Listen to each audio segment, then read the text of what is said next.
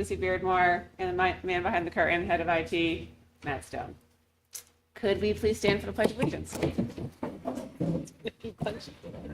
I pledge allegiance to the flag of the United States of America and to the republic for which it stands, one nation, under God, indivisible, with liberty and justice for all. All right, good. We have 4 sets of minutes to approve. I'm going to do them all in one go, but if you have something that you want to call out, let me know. We have the public hearing meeting minutes from September 9th. We have the school board public retreat minutes from July 8th. We have the school board non-public minutes from July 8th for the retreat, and we have the school board meeting minutes from September 23rd. Do I have a motion to approve? So moved. Second. All right, any discussion? All in favor? Aye. Aye. All right, any opposed? Great, motion carries. We are now at our first public comment portion of the evening. If you would like to come up, please state your name, address, and please keep your comments to 3 minutes. Great, okay. Lucy, what's going on? All right. So I think at this point, we're into October. The sort of beginning of the school year excitement is sort of wearing off. I think we're kind of getting into the swing of things at the middle high school. That swing has been made a little more interesting with our back-to-back exchanges. I talked about the German exchange already at a couple meetings ago, but now we have the French exchange happening. So we have a bunch of French students from Normandy staying in, with families. They're doing similar field trips compared to what the Germans and the ones that we went on with the Germans. The Milliard Museum, the State House, the Native American Museum in, I believe, Warner. Yeah, I think it's going well.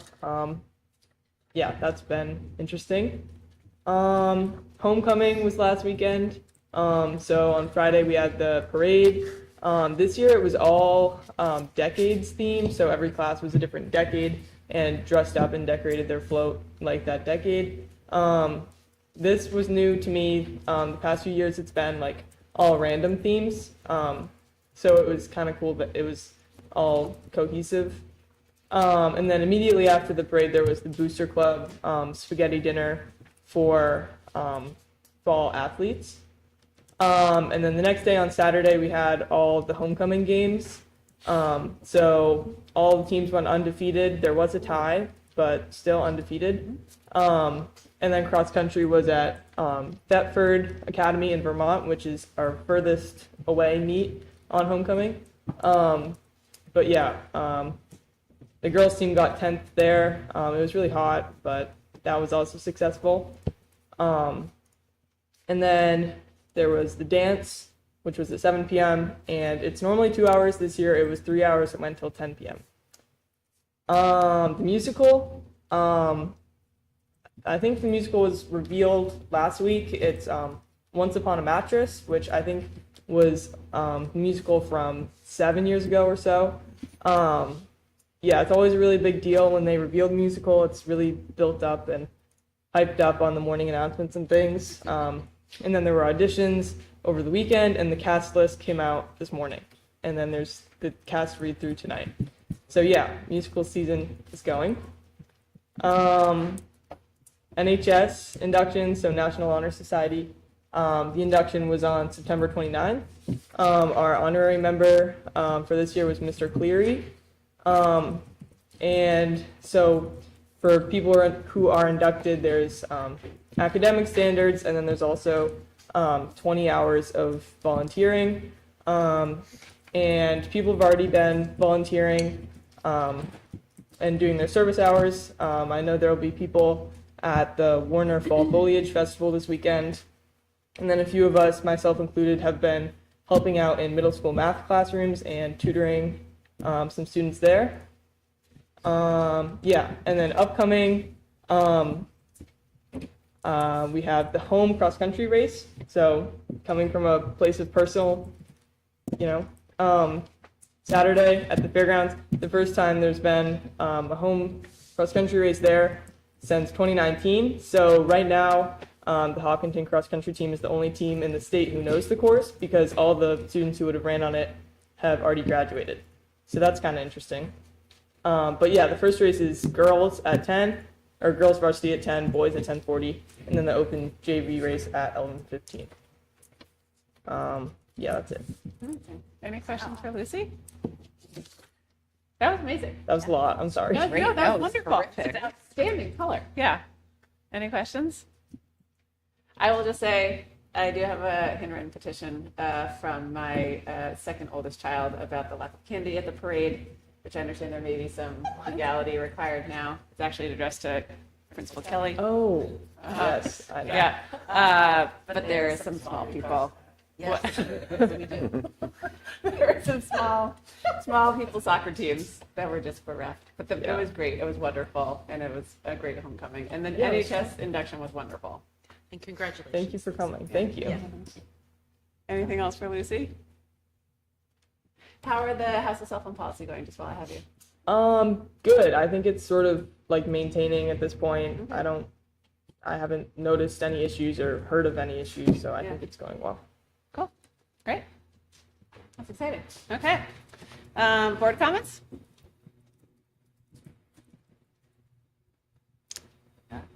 Wow. At my first CIA meeting, that's it. There you go. Yes, Okay. it was. Wonderful.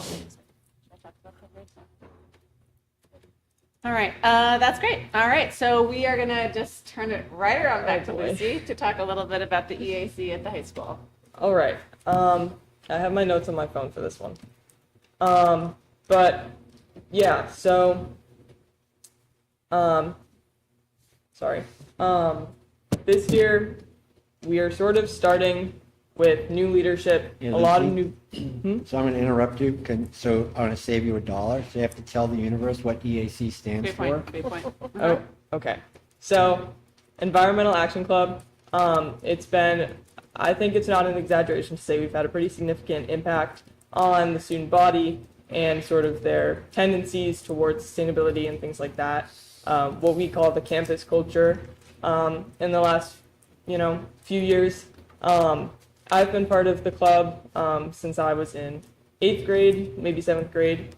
And now I'm one of 3 co-leaders for the club. They were supposed to be here, but that's okay. Yeah, so last year we graduated a lot of seniors, very good seniors.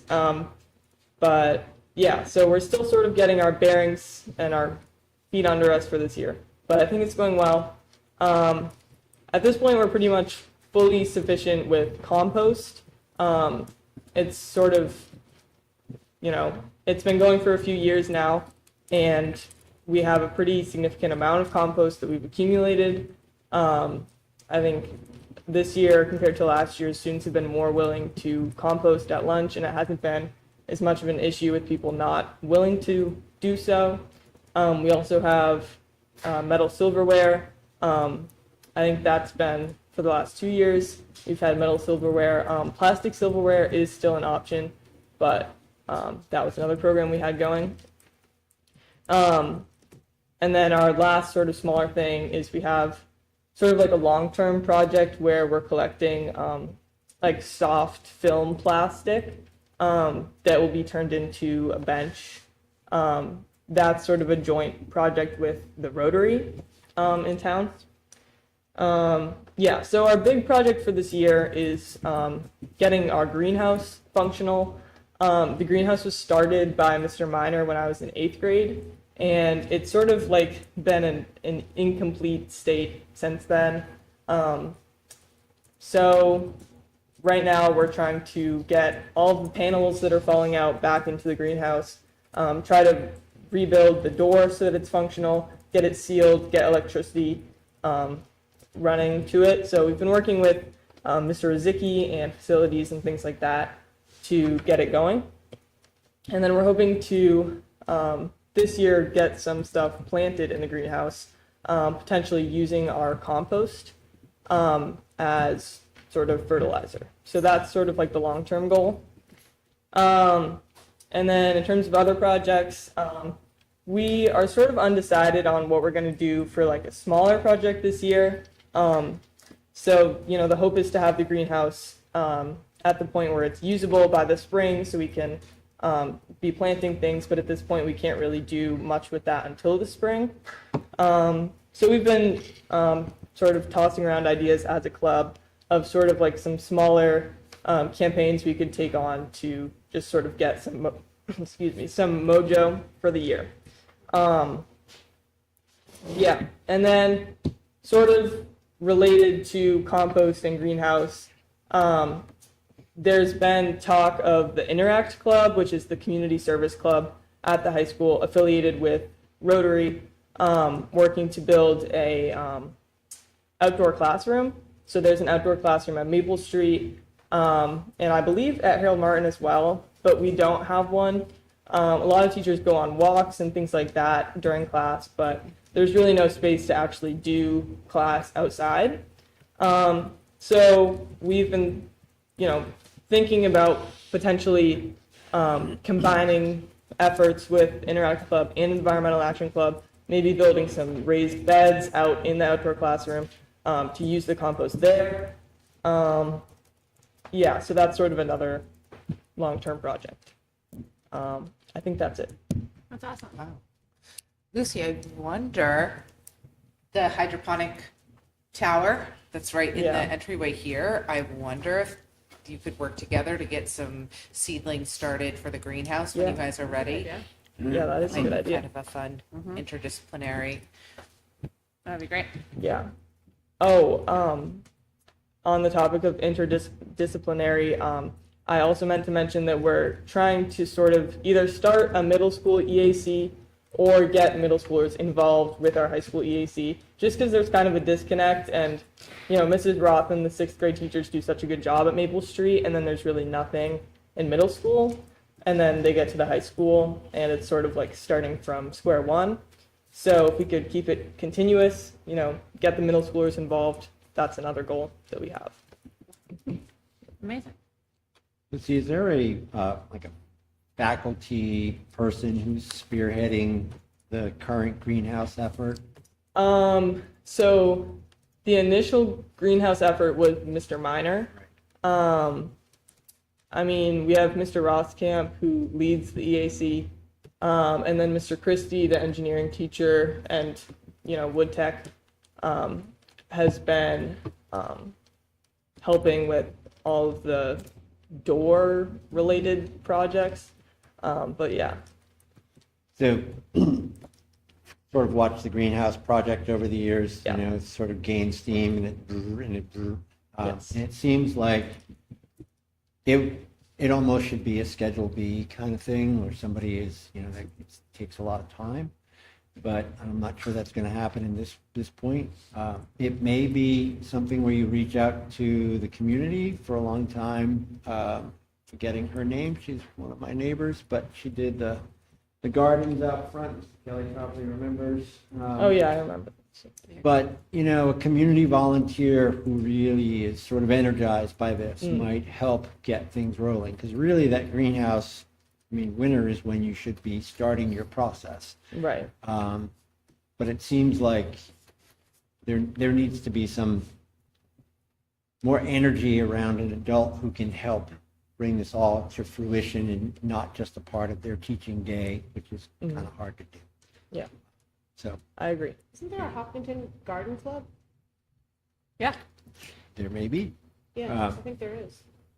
But I think if you Place to put get some, started. got together with your club and Mr. Kelly and put something out into the wind, you just might find that there's 2 or 3 very energetic members of our community who would be willing to help Yeah. and get it to a point where it's sustainable. You can sell plants in the springtime, make a little money, self-generate the thing, but it has had difficulty. This is the 2nd or 3rd greenhouse in my time in Hopkinton that has Oh. come to fruition, died, come to fruition, died. Yeah. Yeah, and we do understand it was funded by grant money, and we really do need to get it going.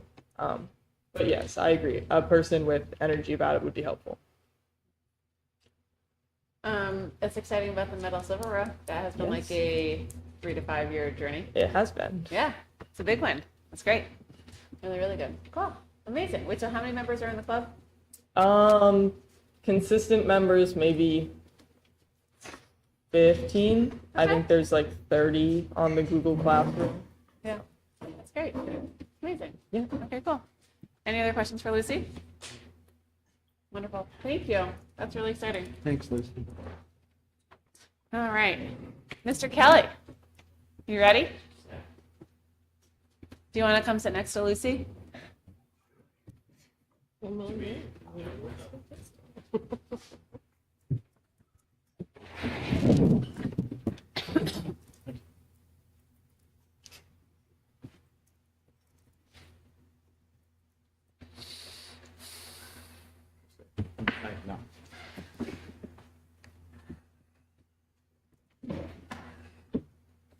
I think you also have a copy of this in your folder.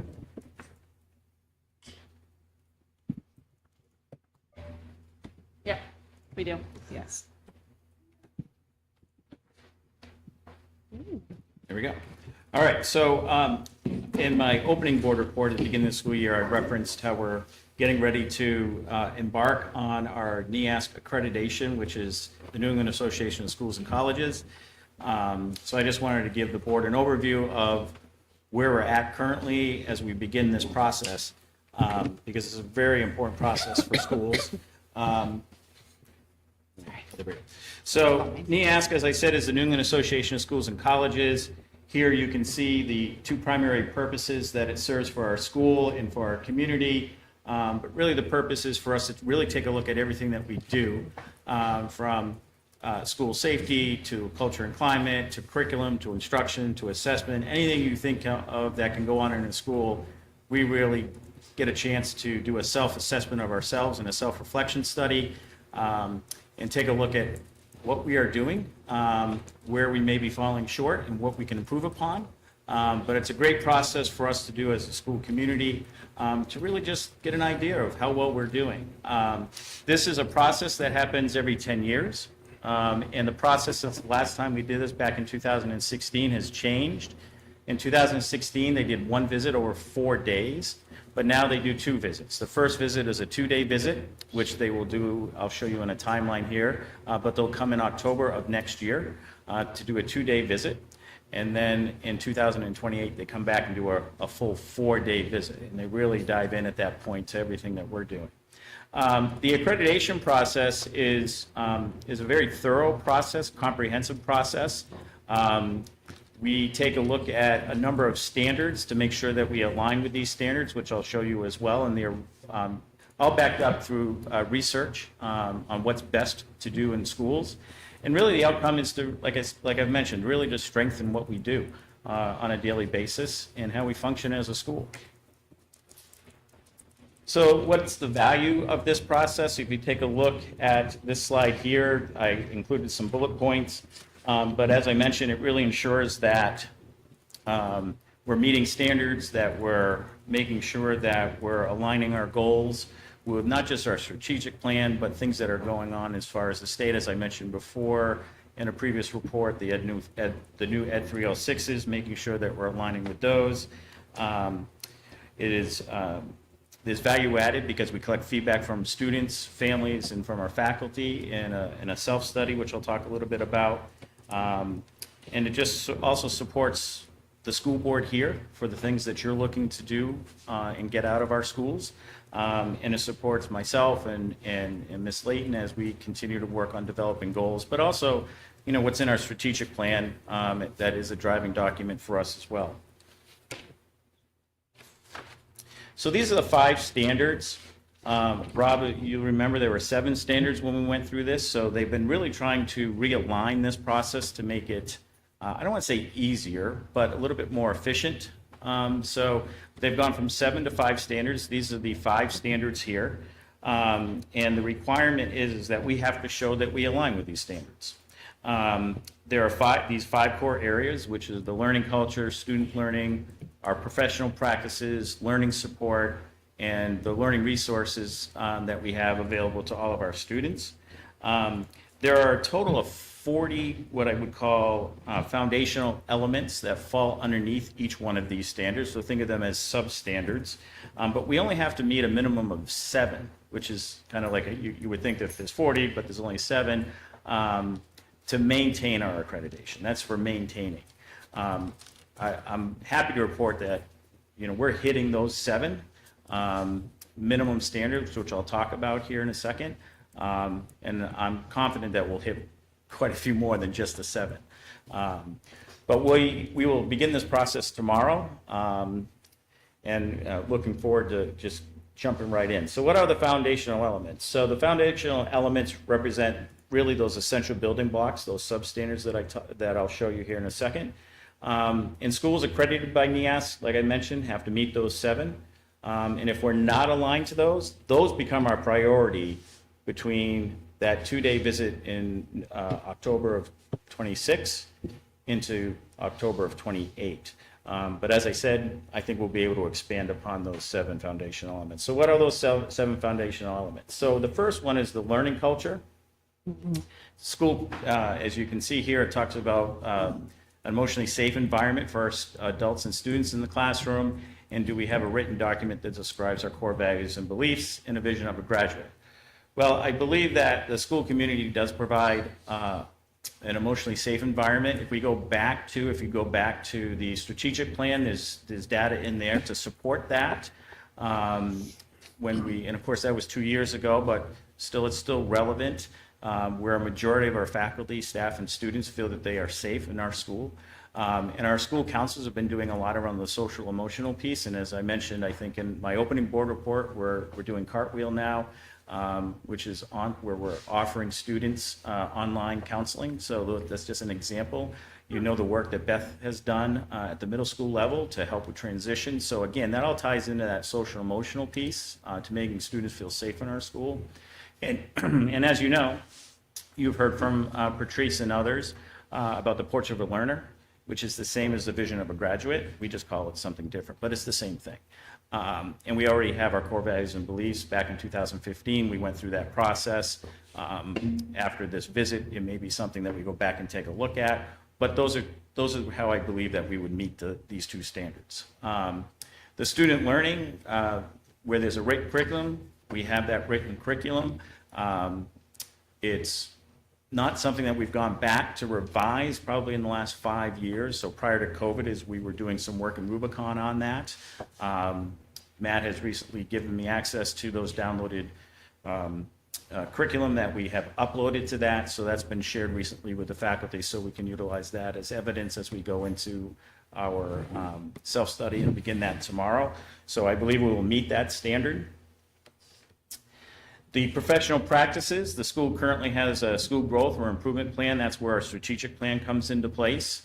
We don't have one specifically for the school, but we do have a district-wide strategic plan that, as you know, when I've shared my building goals with you, I've tried to link those building goals to the strategic plan and how it supports that. So I do believe that we'll be able to meet that standard. 3.6a, we don't have to worry about because we're not a CTE school. Career Technical Educational School like Concord High School has. So we don't have to worry about that one. Standard 4, our learning support. Does our school have intervention strategies designed to support learners? This is an area I think we could continue to grow on. Both Amy and I have talked about some different intervention strategies. I know Mandy has talked to you about some different intervention strategies she would like to bring. But when I think about the area of special education, I think our teachers in the special education department, they do a lot with intervention strategies, and I think they work closely with our teachers. So I think we'll be able to have some evidence there to help support that. And if we meet it, great, but if we have some work to do, that's okay too. But that's always an area I think that we're looking to expand upon, because interventions change quite a bit over time. And the last minimum standard is the learning resources, the school site and plant support to deliver curriculum programs and services. I think we're going to meet that. That was a big topic of discussion in the last NEASC accreditation, which led to the revitalization of our science classrooms and Project Lead the Way classroom, and the renovation of the 5th floor. If you remember, we moved a couple classrooms down so we could get to the elevator without having to go through a classroom. And if we think about the 5.5A, school provides a physically safe environment for students and adults.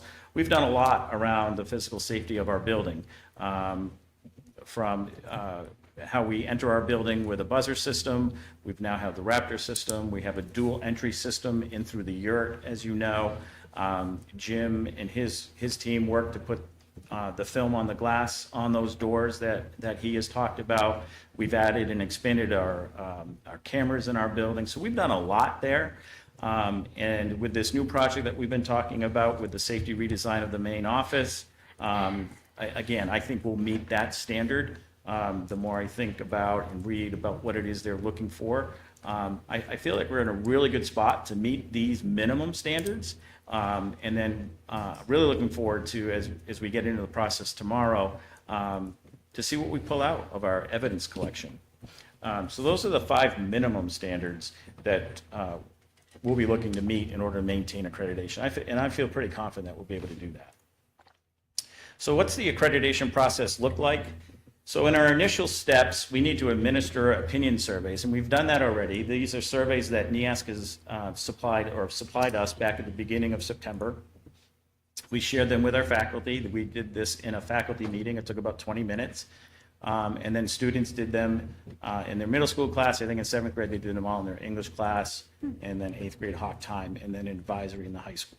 So we have closed those surveys. They were open for about 3-4 weeks, so there was plenty of time for the community to go in and complete those surveys. We are now going to wait 4 to 5 days to receive the results of those surveys, so we won't have them for the initial step tomorrow, but that's okay. We have plenty of work to do tomorrow.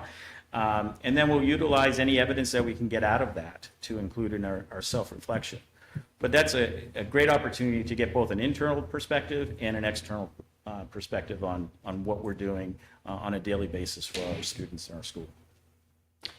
Do you know what their participation rates are yet, or do you, but it all goes I back don't to have them, that so we yet. don't know I don't yet? have Okay. that yet. I mean, for our faculty, it's, 100%, we're all there. For our students, we were all taking them at the same time, so unless they were absent. And as you see here, what the commission expects is that 95% or more, I'm sure we met that, and 25% or more from our parents. So I'll learn more hopefully next week, by the end of next week, about where that's at. Today I was able to meet with the liaison online through Zoom, and she asked if it was okay to close those, so we closed those today. So I'll get those hopefully by the end of next week. So the second step after we administer those surveys is to form a standards committee. And the way we approached it this year was to send a Google form to the faculty. In a faculty meeting, I explained what those 5 committees were, what the roles were going to be, or expectations for those committees. And then they gave us their first and second choice to join a committee. On top of that, we asked if you were interested in leading one of those committees to also let us know. So we went back and took a look at that feedback that they gave us. Ms. Sintros and Mrs. Stern are part of the accreditation committee, but they're also part of that leadership team working with me to help get us through this process and work through this process. Ms. Sintros has been through this before. Ms. Stern has been through this before. She works in the middle school, Ms. Sintros in the high school. So again, that works well to continue to have those perspectives when we have these meetings. And then we went ahead and formed that standards committee. So this has been completed. The charge of that steering committee is to really to lead the staff through the entire accreditation process. And here it talks about what the members are. Myself, we have 3 to 8 faculty is what it typically asks for. We'll have a total of 8 because we have 5 committees and our 2 accreditation coordinators. And then they'll help to oversee, the writing of those reports for all 5 of those standards as we get closer to collecting that evidence and get ready to submit a report. So how long does this process typically take? With this new format, NEASC suggests that it could take 3 to 6 months to write these reports as we collect this evidence. Our plan is to utilize faculty meeting time to allow the standards committees to get together and write the reports after tomorrow's evidence collection, and we go through that. So I don't know if it's going to take 3, I don't know if it's going to take 6, it all depends on how quick they write. The timeline, We begin our self-reflection training tomorrow, so Kristen Smitty is the liaison for us from NEASC, who's going to join us tomorrow. We met for about an hour today.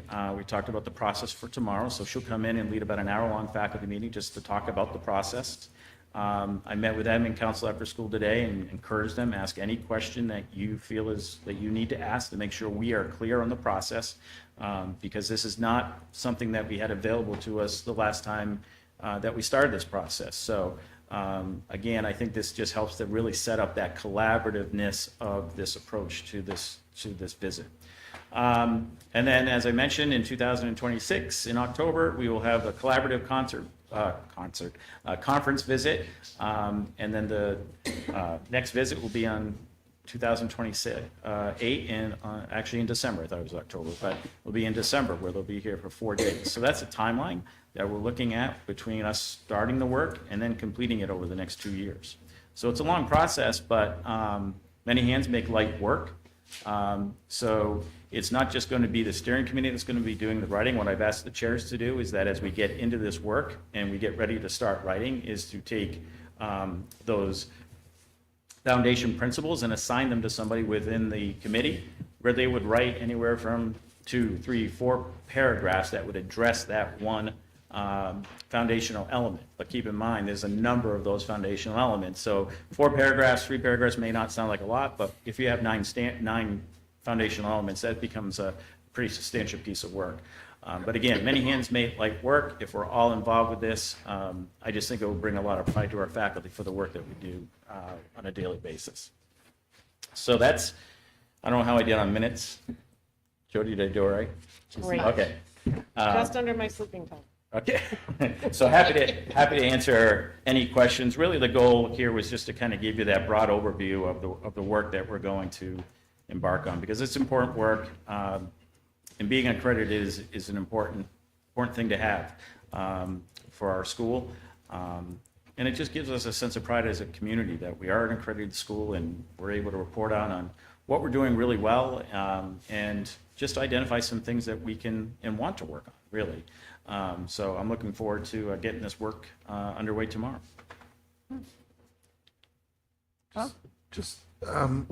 What are the sort of big picture benefits of being accredited?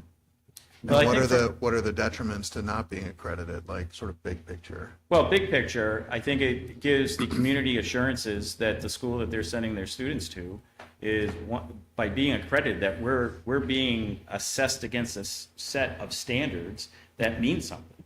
I think people in the community want to know that their children are graduating from a high school that's accredited, that meets a certain set of standards, that says that the competencies and curriculum that we have are rigorous, right? I mean, we don't want to be a school that doesn't have a rigorous academic program, and I think we have a history of that.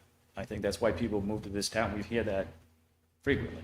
I think people want to know that they're sending their students to a safe school, not just from making sure the doors are locked, and that we have a procedure to check visitors in, but that inside the school they feel safe and comfortable and productive in our schools. So that's another big thing. So if I think about those things that we hear a lot about with schools, feeling safe, comfortable, and productive in the school, and making sure that there's rigor in the school, and also making sure that we have the appropriate supports in place for those students that need those extra supports.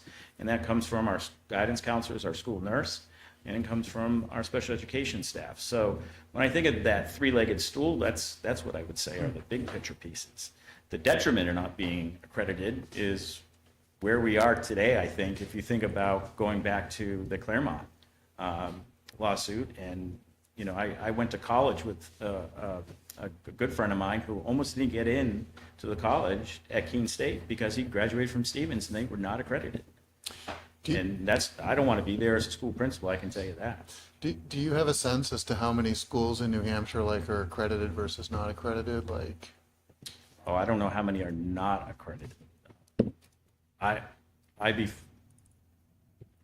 If there's one, I'd be surprised.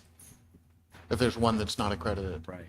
So even talking about, like you just said, Claremont, like, you think every school in New Yeah, I have Hampshire- not, I don't know if a list exists. I don't know where I would find that list, to be honest with you. But I don't, like I said, I meet with principals on a bi-weekly basis, and it's not something that comes up of, our school's not accredited, we're really struggling. Because even Stevens is an accredited school now. Okay, Yeah, thank you. yeah, And thank you for this. This is helpful, just getting the 10,000-foot view. sure, you're welcome. This is sort of probably a Captain Obvious question, but does any of this work tie into like the curriculum committee? Like, because you're doing. It may later on down the line. Yeah. So as we go through the self-study process, Yeah. and then next year, when they come in for those 2 days, Yep. depending on the evidence that we upload, they may find some areas for suggestion of things to work on, Okay. based off the curriculum. As part of I think it's part of the Ed 306s. I was talking about this with admin council today, and I know that in CAA, we talked about it last year, about embarking upon like a 5-year cycle of a curriculum review. And, I think that's something that I'd like us to kind of get into, because curriculum can change frequently. If I think about I used world language as an example today in my admin council meeting. They brought a lot of new ideas and approaches to how they write their curriculum, how they approach their pedagogy. And I don't know that's been updated or reflected in what's currently what we had put in Rubicon, but what we currently have on digital paper. So, I use that as an example. I can see that in this process, that might be a recommendation that we come up with some type of curriculum review cycle process. We were actually talking That about was that. I don't know. totally. Suzanne, do you want to talk? It's on the list of things to do. We recognize that as a gap, that there isn't really a formal process, and we're looking at where that kind of lives. Think, with the super and with the buildings, but having maybe the board and the curriculum, the CIA committee kind of just helping to kind of supervise the schedule, I guess, or oversee the schedule, or just, have our finger on it, because we recognize that as a gap. I mean, I think the unique thing about Hopkinton High School is that you have a lot of singleton teachers. And so we don't have a department, like we don't have an English department of 10 English teachers, like Concord High School, and maybe even more at Concord High School. So it's not like you have 4 teachers teaching English now, right? Where they're all working on the same curriculum. We have one teacher working on one curriculum, and many times they developed it. So there's a lot of ownership, right? There's a lot of ownership in time, delivery, and development of that curriculum. But once they develop it, sometimes they just get on that road, and they're going along. They're doing really well, and the kids are receiving great instruction. But we haven't carved out the time to allow those teachers to go back and say, okay, what would you like to update? Yeah. That doesn't mean that it doesn't happen. Right. Like I think our Or to department. even record, right? Because things Right. become teacher dependent, and if somebody leaves, retires, gets a different, then you're like, oh, what do we have recorded in terms of what was the curriculum? And then vertical team alignment and Exactly. planning and, all of that stuff needs to happen, so. Yep. But I will say that we just went through this at John Stark. We got last year, 2 years ago, and it was. Through NEASC? Yeah, Yeah. it was a long, and I've been around a long time, so I think this was my maybe third. And it has changed, and it was a long process, but it was very obvious to us, like, oh, we don't have that. Or we don't, we should be working towards. And it became, I think,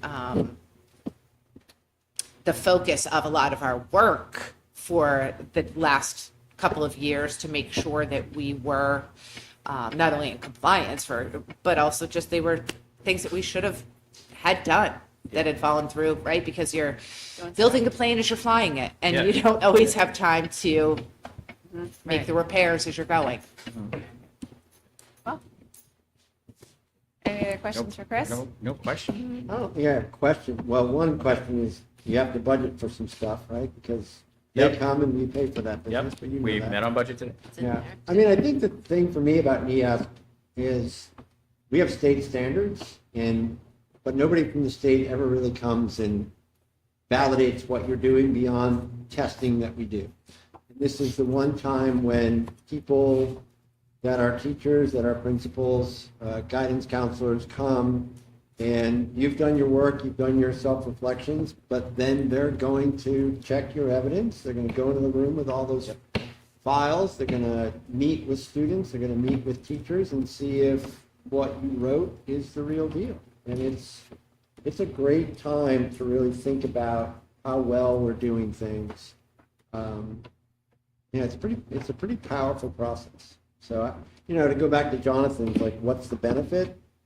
Benefit is it really is self-examination of your craft against a set of standards and forces you to say, oh, we could do better here. We're doing really great there. And then some other folks come in and say, yeah, you are. Yeah, and they're all practitioners, right? Yeah. I mean, they do, and NEAS does a nice job making sure that they do get an administrator, on the committee.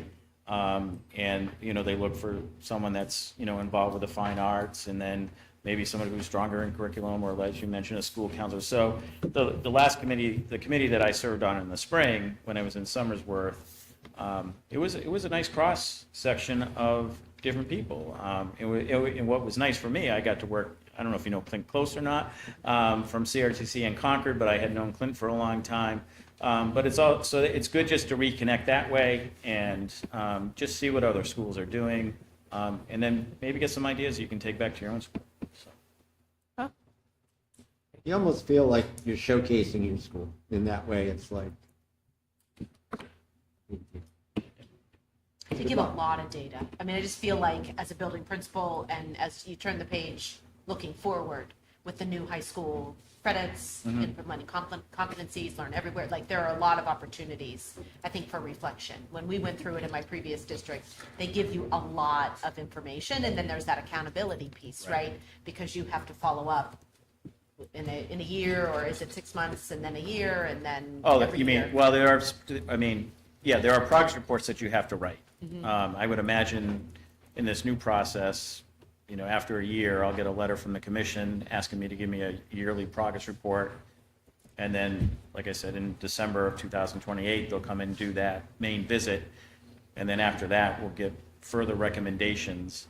And really now it's either you meet it or you don't, when it comes to the standards and to the foundational elements. Before it was like, meet it, partially meet it, working on it, so there's no, which drove me nuts, because I'm like, well, either you're working on it or you're not, right? And if you're working on it, you haven't met it yet. So I was really, really glad to hear that that's where, we're going. So it's pretty, straight and dry. I mean, like Rob said, I mean, it's, I never thought I'd say that I'd be excited about an ES process, but I think I'm excited about it because I at least have gone on another visit to see the new process in action, and I just, having history in the building, just know what we have for the quality of faculty in our building and the work that they do, and in the things that we've done from a facilities perspective.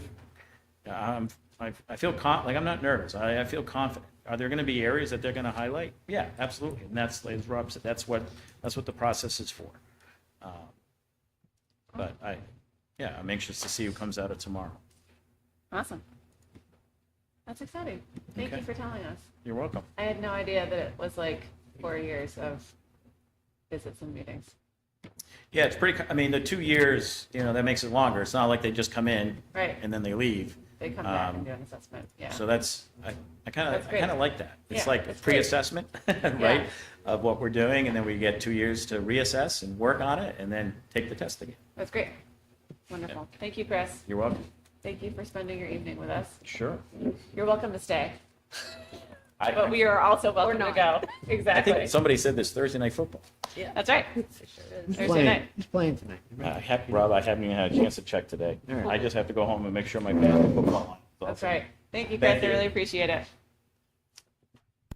Okay, cool. I belatedly shared a early draft of the newsletter. So thinking about brief introduction of who we are, where to find information. Our first newsletter, as you guys might remember last year, was all about what does the school board do? So kind of a synopsis of that. Repping, what I would call repping hot lunch, right? So working on boosting sales and how it works in case you're a new family. just an update on Bell to Bell, and then a frequently asked question of why don't I find school board information on social media, right? And where, if you were trying to find things and you were frustrated you're not finding it on Facebook, what are the channels that you can go and look for? Is there anything else? I will flesh this out, but is there anything else that you guys are thinking about for this first issue other than maybe like the redesign? Does that make sense? Yeah, we could. When are you planning on having it go out? Probably, we wouldn't do like a full approval, full design approval, obviously for the budget meeting, so 2 weeks from now. So we will still have 4 info nights. Yep. After that. Okay. We've got one more. We have one next week on the Yep. 15th, and then we'll have one on the 29th of October, and then Okay. 5, 6, and 20 in November. Okay. It would be great, yeah. I if can we could give you include that schedule. 11, I need to get that out to everybody anyway. 11, 6, 11, 20, 11, 25, no, 11, 29. Yeah, 5, 6, I'll send 20. it to you tomorrow. So you'll Yeah, have that it would be all. great, because I think we could include that and maybe include the rendering and then like the whys and make sure that's good. Yep. All right, and then I think that's, our goal is to keep it at a design length of like 3 to 4 pages. That feels like, yeah, not too crazy. Okay. Rob, I'm going to look to you for some information. We'll jazz this up a little bit. Andrea will use Canva. I'm not a Canva queen. We'll have it ready for review. Okay. If people have other questions, let me, or other content, let me know. What is Canva? What's Canva? It's We're a, clearly not giving the newsletter to Jonathan. yeah, it is a graphic design tool. It's like a more user-friendly version of like Adobe. It's pretty simple to use. Yeah, Patrice uses it for all of her nests in a lot of the classrooms. Design your Christmas card, all of the things. Exactly. Yep. I'm not good at it. I Andrea, also can do it. yeah. Cool. All right. All right. Policy. Suzanne, how we doing? Great. So we have 5 policies that are in their second read. And they were presented last meeting. So no motion tonight. We're looking at KA, which is School, Family, and Community Partnerships. AC, Non-Discrimination, Equal Opportunity Employment, and Anti-Discrimination Plan. ACR2, Non-Discrimination, Equal Opportunity Employment, and Anti-Discrimination Plan Annual Notice or Contact Info. ACA, Discrimination and Harassment Grievance Procedure, and ACAC, Title IX Sexual Harassment Policy and Grievance Process. All required. So I think we're just at a point where if people have questions or comments, to forward them to Amy, Andrea, or myself, and then we'll move them forward next meeting. That's great. Awesome. And as we noted last time, the AC policies, those are just revisions. They're not new Yes. policies, whereas KA, Is which has brand been new. duly coded in the past with IJO. Did we make any changes? I wasn't at the last meeting for the ACA. Did we look at the total timeline, start to finish, of what the length of that grievance duration was, and whether or not that was a, because I know it's like a tricky thing between wanting people wanting to get to resolution, but also having enough time to respond to each appropriate step. Right. I think what we did was put it just in the recommended language Yep. and the Okay. procedure That from makes sense. the School Board State. Association. And I think, was it, Amy, correct me if I'm wrong, was it ACA that only had like the 1 paragraph addition? Yeah. And that was it. Title IX, ACAC, and that's the one Okay. with the Sorry. extremely long timeline, but sometimes Right. you're You can- using Title VII Right. versus Okay. ACAC. And we always have our typical discrimination policy AC Right. that can guide Go. our work. But Right. the Title IX process is very long.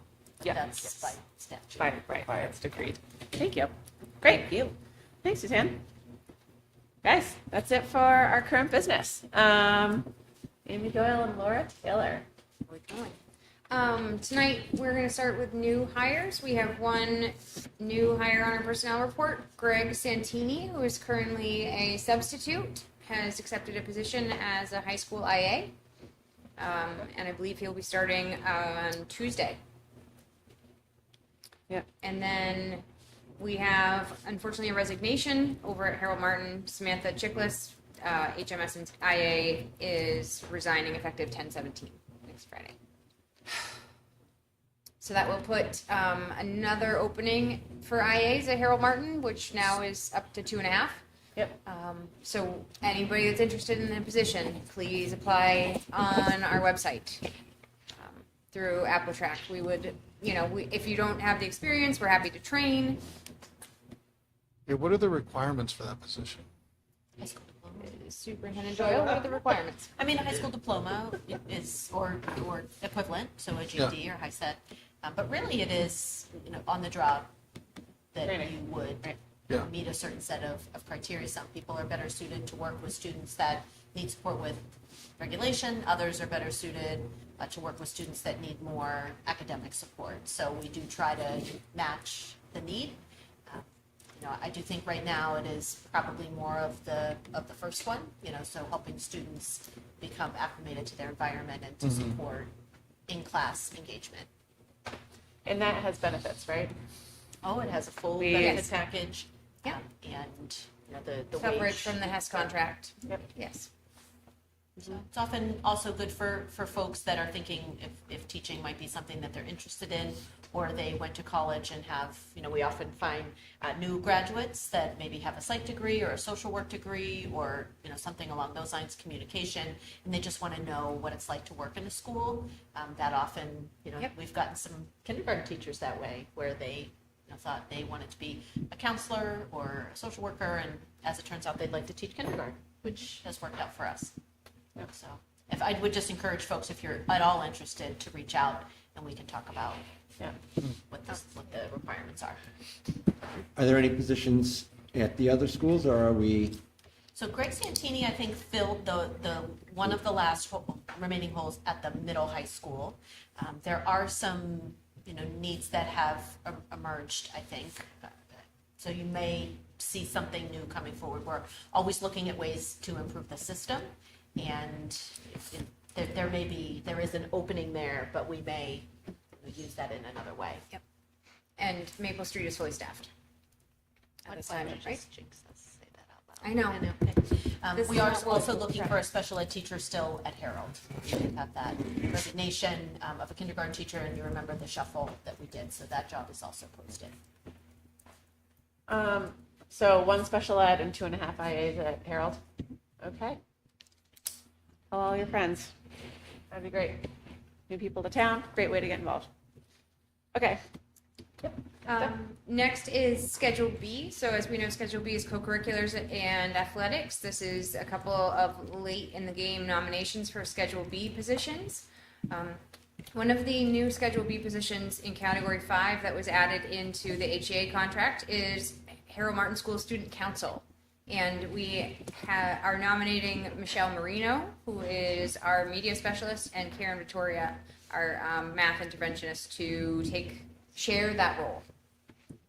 In addition, one of the pieces that we added in was 3 Category 5 clubs that the superintendent can designate, and one of those is being used tonight. So News Club is a 7 through 12 club that opened and started last year. It has between 20 and 30 members, and Kate Citros is the advisor. So we are nominating Kate officially into the News Club tonight. Any questions on Schedule B? No? And it's named Schedule B because it is the Schedule B of the HEA master agreement. As We like to do that. Yes. As we look towards, and knowing that we are still fully in fall, and so this is an insane question, are there any coaches that we are short on for the winter season? Basketball? I have not heard yet. Okay. I have a feeling that the nominations for winter coaches are coming in the next meeting, probably on the 21st. I have not received them yet. Okay, I don't believe we have openings as of right now. great. Thank you. That is it for personnel tonight. For donations, we have one. The Mary Elliott Fund is a longstanding support of the school district, and they have given $5,000 to the district as a donation to students in need. So the trust is a group that we have worked with closely, and they allow the district essentially to use this money to provide for our students as we need to with food and clothing and whatever it may be. And then I report back to them annually on what we have spent it on. So we want to thank them for this Thank wonderful you very donation. much. Yes. Thank you, Mary $5,000. Elliott Fund. Yes, it's incredible. It is absolutely incredible. And we do not have any monthly financials, but I do just want to speak about one more thing very briefly, which is a health insurance update. So there's been a few things in the news recently about health insurance. I just want to clear the air. A memo was sent out last week through a few different ways. We had it on our website, we had it through Facebook, and we put it out through Parent Square, that while school care is facing a $30 million deficit that they are going to, we use Health Trust, and so we are not subject to that collection that school care is going through right now.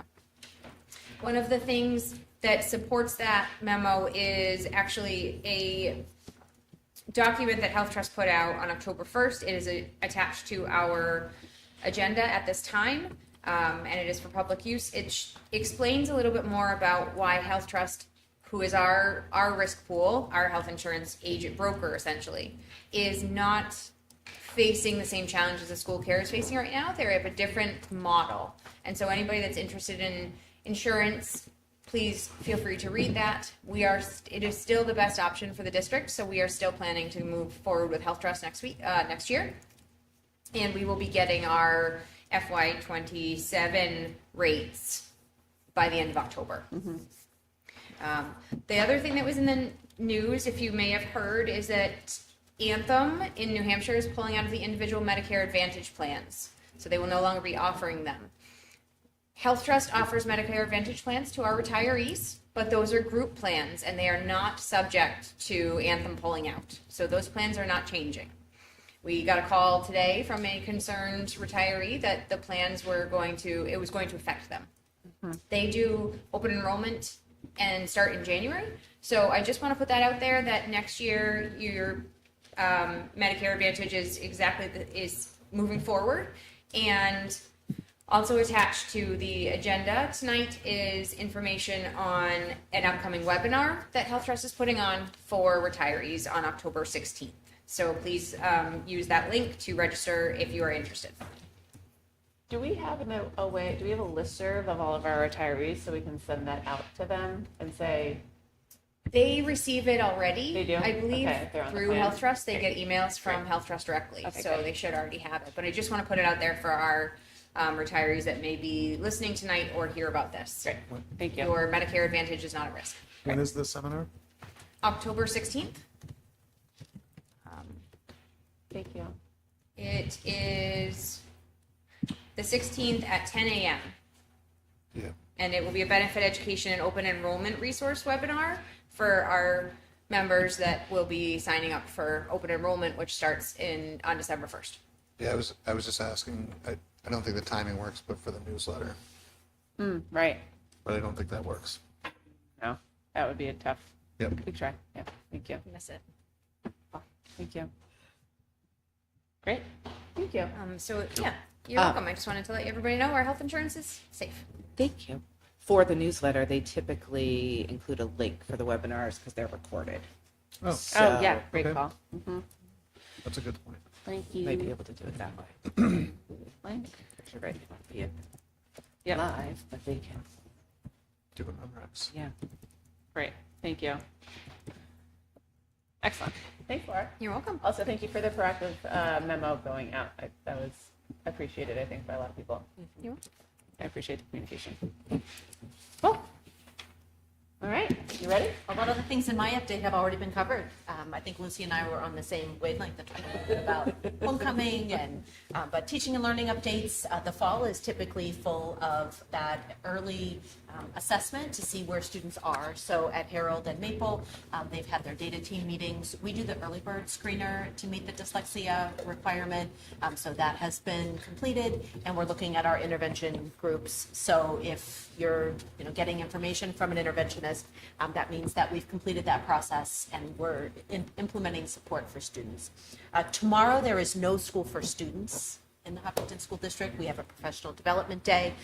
Teachers will be focusing, Chris talked a lot about the NEASC, but at Harold and Maple, they will focus on building and district initiatives. There's also no school on Monday, so we will see everybody back on Tuesday, the 14th. Yep. Student life, homecoming was really fun. I think that I only caught that one goal was scored across all the games. Does that sound right, Lucy? Soccer, field hockey, there was one goal scored. It was like amazing. It was really a lot of fun. Yes, against Hopkinton. It was like a total, like we won every game, but there was really only one goal scored against all the teams together. That was just Way to go, goalies. amazing. I was also happy to hear about Once Upon a Mattress. I saw it 7 years ago, so I'll have a little Full bit, circle. to be able to compare it to. I'm interested to see who is going to be in parts. I cannot sing or dance, but I'm happy to play some cowbell if anyone needs me, or a triangle or You're something. gonna cameo? I just love to be involved.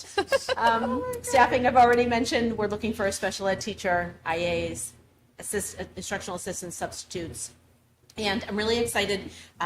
Laura and I had a marathon day of meeting with everyone about their budgets. And it was really great for me. And I'm looking forward to starting that process with all of you next Thursday. I'm trying to make, purposeful conversations. I know, Rob, you weren't there, but every line, Laura was like, well, that's new. Where should that go? Why do you need that? I mean, it was really a great exercise. Towards the end, we were all like, okay, really? All right. Yeah, at one point, we were $2 off. We spent a lot of time talking about those things. So it's really important. I'm looking forward to the transparency. At the same time, it's really given me an opportunity to look at what some gaps when we talk about curriculum. I do feel like we have some opportunity that we would need some high quality materials in some particular areas. So I added, some funds that I'm hoping that we can do some piloting and be ready for next year. So, as always, I look forward to people reaching out to me. The communication since I've been in this position, people are not afraid to email, call, stop by. Those are all great ways for people to let me know what their needs are. Awesome. Is everyone ready for next Thursday for our working session? So we're going to be. We'll be there. Yeah. Pretty exciting. Trying to be. Get ready. Yeah. It's gonna be fun. Yeah. Cool. We did identify just not a have few a frame things of today reference. that need to be updated before you get the final sheets. So great. I am doing my best to get them in as soon as possible. But we do have a couple of updates we need to make before I can release the sheets to you. That's great. And we'll have printed big tabloid sheets as well, like always. Thank you, ma'am. Thank you. And it won't surprise you that Laura has really done a nice job, I think, of streamlining, really isolating what the new asks are. I really liked that in the Yeah. process today because we have asks that are typical from year to year, but also including the 5%. Those aren't new asks, right? So I really liked how you did that, Thank you. and identify so that we can target those Right. things. Right. Did we do any of some of the things in the strategic plan with the department heads talking to each other and kind of going through that process? I know. We haven't gotten there yet. We are going to still, we're gonna still. do more? Yeah. Oh yeah, there's more. Okay. We're still looking to do that, yes. Okay. We will not let that drop. Yeah. Yeah. We just may not have it done for the 16th. We've really looked at every. Oh, Okay. yes, I know. And I looked at every line. Yeah. She's like, really, we're worrying about that right now? I'm like, yeah, we are. Yeah. This starts the season. I carry those sheets with me from now, from when they are printed, until March. They stay in my bag, so it's fun times. Cool. Okay. Cross country. You have a field trip nomination. Oh, you do? Oh, here it is. All right, cross country. Let's see. They are taking a field trip to the Nike Regional Championships in New York. They are asking to leave Hopkinton Middle High School on November 21st and returning on November 22nd. Cool. Awesome. Yeah, I went on this same trip last year, and it was fantastic. It was the most competitive race I've ever done in my whole life. It was scary to that effect, but it was great. It was a great experience. Awesome. Yeah, it looks like it's a pretty big race. It is a pretty big race. Yep. Very cool. Awesome. Cool. Okay. Anything else for consent agenda? Nice thing is I think they're going to take our minibus. That's So what- that's we what will be Mr. able Bill- to save some money on that. But There you go. nothing else from the consent agenda. Great. All right. Okay, do I have a motion for approval of the consent agenda as presented? Yes. Second. Okay, all those in favor? Or wait, nope, any discussion? Great, all those in favor? Aye. Any opposed? That's it. All right, Rob, you had budget committee last night. How was We it? did. It was Yeah. wonderful. We went through the various town, Kentucky, Hopkinton water precincts. Talked about Laura's new formatting. I've got a few questions for Jim, Amy, and Laura that I can get back to you guys on later. Did make sure to let everybody know that our work session was next week and that it would be a good time. If they really want to dial in and hear all of the details, that would be a good meeting for folks to attend. So hopefully we'll have some folks from the budget committee there. Great. And give them an update on our scheduling for security redesign. Cool. Awesome. Amazing. Have another one added to that. Cool. And then you guys will do finance in 2 weeks, right before the next meeting, the Monday before our next Tuesday meeting? Monday. Awesome. If you think of it, include me on what you sent. I'm sorry. If you think of it, include me on what you sent. You had said. Oh, I haven't seen it yet. I know, when you do. Anything else in policy? Kind of updated AIC. I also went to my first wellness, so we got that back together. Yes, Miss Laura. And I was really interested in some of the features that Health Trust offer. And then Laura looking at scheduling some people to come in and actually talk to employees how to use Health Trust and their benefits. So Right. Cool. it's good. Amazing. Yeah, that's great. CIP, before you guys get started, working on the spreadsheet additions that Mr. Feller requested. So that's in the docket for this week. So we'll get those rolled out ASAP. Anything else from the CIP committee? I don't think we've met since. Cool. Safety and security, we have not met. Is that right? Or hopefully I haven't missed something? Okay, It's coming great. up. Okay, great. EMC, we met 2 Thursdays ago. Is that right? And it was really starting to think a little bit about what do we want our role to be now that a lot of the facility stuff is underway with EMC, the company, the ESCO, and you guys. I was really starting to think about like what would that look like throughout the schools, both for curriculum and thinking about energy management, thinking about some practices that we could do and beyond. And so there's actually a survey that's going to go out to the entire faculty tomorrow as part of PD Day to ask about what are people currently doing? Is there any inclination to lean in and work with the committee? And what would be helpful for people as they're thinking about what they're doing in their classrooms and at their buildings? So we got a new member, Miss Isla Hino, so that's pretty great. You know, we now have a teacher from Harold Martin, which is awesome. It's a trainable population when it comes to composting. But it's great. Anything you'd add there, Lizzie? I don't think so. Okay, cool. All right, I think that's it. So with that, we are at our second public comment portion of the evening. There is a email that came in that was posted that you can read if you would like to do so. And if you would like to come up, please state your name, address, and please keep your comments to 3 minutes. Are we able to read those? Yeah. And then Yep. are they online or are they streamed? Yep, they're on Diligent. Yep. Yep. They don't come in that often anymore, but we post them if they do. There was a long time ago. There was Tons. I had one. Okay. Mhm. Yes, ma'am. Okay. Cool. Old business, other business. Shout out for the security redesign presentation at the middle high school on the 15th from 6 to 7. All right, great. Anything else? Okay. I would just say following the letter that got posted, I'd like to commend our teachers. There were there was a third grade class that was walking to the book fair in Concord and had to go by a bunch of protesters. And the protesters were pretty active in getting in the kids' faces. And I think that the teachers did a really nice job of, I think, getting the students safely to where they need to go. So thank you to third grade.